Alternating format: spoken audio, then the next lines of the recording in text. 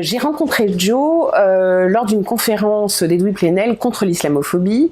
Je pense que le parcours de Joe, son histoire peut être un exemple pour certaines femmes. C'est quelqu'un qui ose mener de front plusieurs choses qui, pour certains, pourraient paraître ne pas aller ensemble, qui en même temps est une femme qui est créative, et puis elle est bienveillante. Elle est bienveillante et elle a toujours, quel que soit ce qui lui arrive, un regard optimiste sur les autres et sur le monde.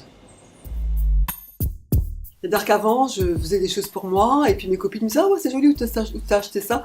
Finalement, c'est comme ça que j'ai commencé à créer pour les autres.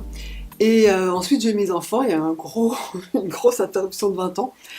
Et donc, il y a 2 ans, j'ai décidé, c'était vraiment une décision, je me suis dit « Bon, les enfants s'en vont, ils vont voir leur papa, et pendant ce délai-là, je vais recommencer à créer. » Mais je ne savais pas quoi, je savais pas quoi, mais je savais qu'il fallait que je le fasse.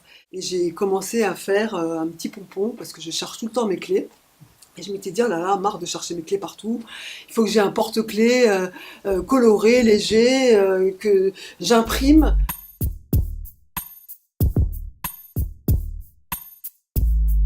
Alors, les 3 casquettes, si tant est qu'il y en ait 3, il y en a peut-être plus ça. Bon alors, donc il y a maman.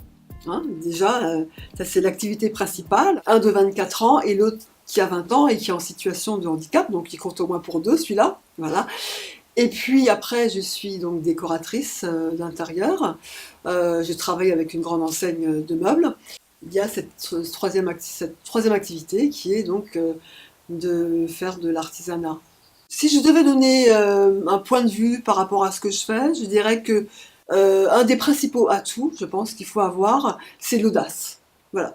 Il faut avoir du talent, ça c'est sûr, mais à côté de ça, il faut avoir l'audace d'entreprendre et de croire en soi, parce que personne ne va vous dérouler un tapis rouge pour vous dire allez-y.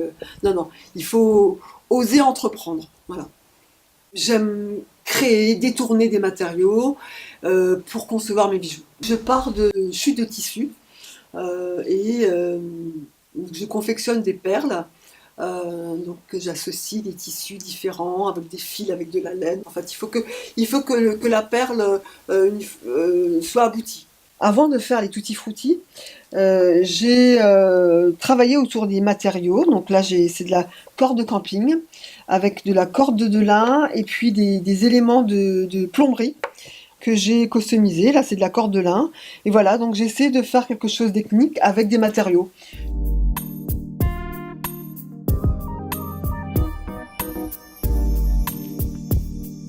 Il faut se donner les moyens de ses rêves, mais il faut aussi être dans la réalité, quoi. Je me suis donné cette chance-là.